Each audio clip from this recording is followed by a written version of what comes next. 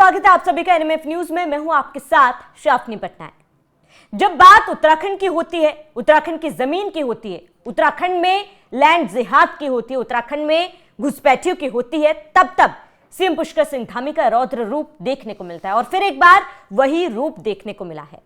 आपको बता दें कि उत्तराखंड सरकार लगातार एक मुहिम चला रही है। जहां जहां अवैध घुसपैठी है, अवैध तरीके से जमीन बनाई गई है, कब्जाई गई है, वहां वहां पर सरकार पहुंच रही है और कार्रवाई कर रही है, लोगों को न्याय भी दिला रही है। और इसके साथ ही आपको बता दें कि सीएम पुष्कर सिंह धामी ने उत्तराखंड में जो डेमोग्राफिकल चेंज हुआ है, जो एक बहुत बड़ा विवाद है उत्तराखंड में, उसका जिम्मेदार कांग्रेस को ठहराया है। उन्होंने कहा कि आज उत्तराखंड में जो अवैध बसावट हुई है उसकी जननी कांग्रेस है।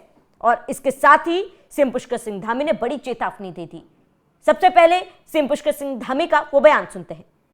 हमारी सरकार ने राज्य में हो रहे ये सुनियोजित लैंड जिहाद पर सख्त कार्रवाई करते हुए अभी तक 10,000 एकड़ से अधिक जमीन इन लैंड जिहादों से मुक्त कराने का काम अभी तक हमने कर दिया है।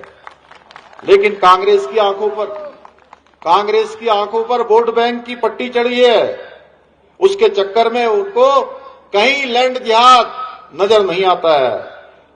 हमने अब प्रदेश में एक सख्त भू कानून भी लागू कर दिया है, जिससे राज्य के मूल स्वरूप के साथ खिलवाड़ करने वाले, हमारे यहां जमीनों पर कब्जा करने वाले, जमीनों की बंदरबाट करने वालों, उनके खिलाफ भी अब आने वाले समय में सख्त कार्रवाई सुनिश्चित की जा सके। हमने प्रदेश में गौ माता के संरक्षण और संवर्धन के लिए भी हम निरंतर प्रयासरत हैं। आज हमने इस क्षेत्र में एक गौशाला का लोकार्पण भी किया है। पर जब हम गौ माता के संरक्षण की बात करते हैं तो कांग्रेस को इसमें भी राजनीति दिखाई देती है। आप ही बताइए, क्या हर चीज को राजनीति के चश्मे से देखा जाना चाहिए, या जो काम जरूरी है वो किए जाने चाहिए? जोर से बोलिए भाई।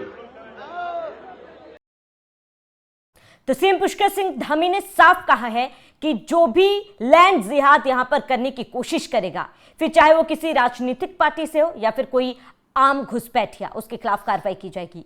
सीएम ने अपने चेतावनी में क्या कहा, जरा वो दिखाते हैं।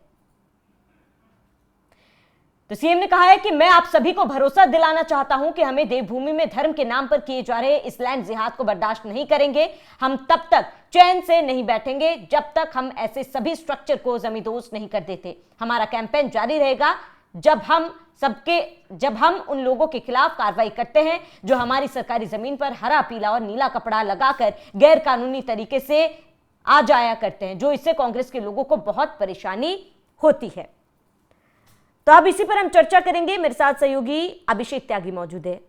अभिषेक जी, क्यों परेशानी हो रही है कांग्रेस को? जब सरकार न्याय दिलाने का काम कर रही है, अवैध घुसपैठियों को हटाने का काम कर रही है, तो कांग्रेस को इससे क्यों दिक्कत है? देखिए, दिक्कत बिल्कुल कांग्रेस को दिक्कत होगी, और दिक्कत इसलिए होगी क्योंकि आज जो मैं आऊंगा उस लैंड जिहाद पर भी आऊंगा, लेकिन सबसे पहले एसआईआर जब चल रही है, देश से घुसपैठिया भगाए जा रहे हैं, तो कांग्रेस को क्यों परेशानी है, विपक्ष को क्यों परेशानी हो रही है? क्योंकि ये जो आज घुसपैठिया हैं जिनको भगाने का काम किया जा रहा है, ये घुसपैठिया अपने आप तो आए नहीं है। अगर पहले की सरकारें इन पर ध्यान देती, इन घुसपैठियों को उसी वक्त रोक दिया जाता, इन्हें ना बसाया जाता, अलग अलग राज्यों में इन घुसपैठियों को ना घर दिए जाते, तो आज ये इतनी बड़ी संख्या में ना होते।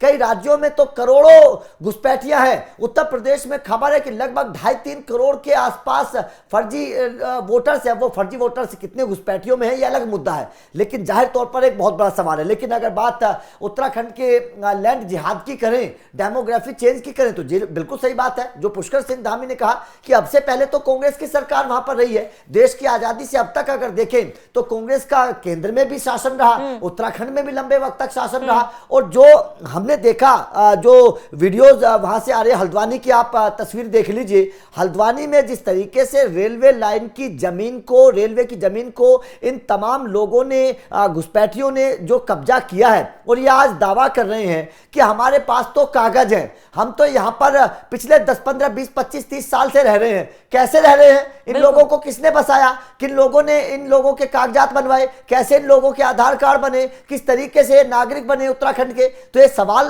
तो है ना कांग्रेस के ऊपर, और कांग्रेस को इन सवालों का जवाब देना भी चाहिए कि आखिर ये 25-30 साल पहले उत्तराखंड में कैसे रेलवे की जमीन पर आकर बस गए। और केवल रेलवे की जमीन नहीं है, इन लोगों ने वन विभाग की जमीन को भी कब्जा कर लिया उत्तराखंड में, क्योंकि वन विभाग के पास बड़ी जमीन है, पहाड़ों पर कोई देखने जाता नहीं है। ऐसी ऐसी खबरें सामने, वीडियो सामने आ रही हैं कि एक मजार बना दी गई। उस मजार का पता जब पुष्कर सिंह धामी को लगा और वहां पर अधिकारी पहुंचे और वहां पर लोगों से पूछा गया कि ये मजार कहां से आई, कैसे बना दिया आपने सरकारी जमीन पर, वन विभाग की जमीन पर ये मजार, तो उन लोगों ने बोला कि ये मजार अपने आप जमीन से नीचे निकल कर आ गई। अब सोचिए किस तरीके का एक पूरा प्लान तैयार करके काम किया जा रहा है, किस तरीके से आप उत्तराखंड में चले जाइए, कई जगह पर हमने देखा है कि सड़क के किनारे, बीच सड़क पर छोटी सी मजार बना देते हैं, गांव बसा दिया जाता है, एक छोटी सी जगह में अभिषेक जी पूरा गांव बसा दिया जाता है। और जाहिर सी बात है कोई अचानक रातों रात तो हुई नहीं होगी, और अगर ऐसा हुआ है तो किसके पनाह पे हुआ है, और अगर जब उसको हटाने की कोशिश अब सरकार कर रही है, कार्रवाई कर रही है, तो इसमें कांग्रेस को मिर्ची लग रही है। देखिए मिर्ची तो इसलिए लगेगी ना, अब आप समझिएगा, ये एक केवल कांग्रेस को मिर्ची नहीं, एक षड्यंत्र भी समझिए आप। देश में इस वक्त आतंकी गतिविधियां हो रही हैं, अलग अलग जगह लोग पकड़े जा रहे हैं, लोग छिप रहे हैं, उनको छिपाने वाले लोग भी हैं। एक खबर आई थी कि हल्द्वानी के पास एक बहुत बड़ी मस्जिद है, उस मस्जिद को उर्स के नाम पर हजारों लोग आते हैं, वहां पर बिना किसी जानकारी के, बिना किसी सत्यापन के वहां पर बहुत बड़ी संख्या में लोग रहते हैं। ये लोग कौन है, ये लोग कहां से आते हैं, क्या किसी बड़ी घटना को अंजाम देने वाले हैं, क्या कोई साजिश यहां पर रची जा रही है, क्या किसी को यहां पर बसाया जा रहा है, इतनी बड़ी संख्या में लोग आ रहे हैं। तो जाहिर तौर पर यह सवाल है, और ये सवाल इसलिए भी है क्योंकि उत्तराखंड एक पहाड़ी राज्य है, पहाड़ों में इतनी बड़ी संख्या में आप छानबीन करने नहीं कर सकते, कोई जाकर छिप गया ऊंचे पहाड़ पर, कैसे आप उसका पता लगाएंगे जब तक वहां कोई नहीं जाएगा या किसी को जानकारी नहीं लगेगी। तो इस बात के बारे में कांग्रेस को पहले ध्यान देना चाहिए था। आज जो हल्द्वानी में आग भड़क रही है, और तस्वीर एक सामने आई थी कि कांग्रेस सलमान खुर्शीद के साथ कांग्रेस का वहां का विधायक वो उन लोगों के साथ खड़ा हुआ था जो हल्द्वानी की इस लड़ाई, मतलब हल्द्वानी में अपनी जमीन को के लिए बोल रहे हैं, मुसलमानों की जो याचिका है, उस याचिकाकर्ताओं के साथ कांग्रेस का विधायक खड़ा था, सलमान खुर्शीद वहां पर थे। तो जाहिर तौर पर इससे आप अंदाजा लगा सकते हैं कि कांग्रेस कितनी परेशान है जब हल्द्वानी से इन लोगों को हटाया जा रहा है, क्योंकि ये जमीन तो रेलवे की है, ये जमीन ना तो कांग्रेस की है ना राहुल गांधी की है, ये जमीन तो रेलवे की है। तो रेलवे की जमीन पर कैसे कोई रह सकता है, ये तो सरकारी जमीन है, सरकारी जमीन पर कोई कैसे रह सकता है, तो सवाल तो खड़े होने लाजमी है। बिल्कुल अभिषेक जी, और कार्रवाई तो होगी, न्याय तो होगा, क्योंकि सीएम पुष्कर सिंह धामी ने साफ कहा है एक एक व्यक्ति को बख्शा नहीं जाएगा जो यहाँ पर लैंड जिहाद फैला रहा है, जो यहाँ पर अवैध तरीके से रह रहा है, सबके खिलाफ कार्रवाई होगी और आखिरी सांस तक कार्रवाई होगी। तो ऐसे में कांग्रेस को बौखलाहट छोड़ देनी चाहिए और जो कार्रवाई सरकार की तरफ से उचित कार्रवाई की जा रही है उसमें सहयोग करना चाहिए। फिलहाल आप सभी का इस पूरे मामले पर क्या कहना है हमें कमेंट कर जरूर बताएं। साथ ही बने रहिए एनएमएफ न्यूज के साथ।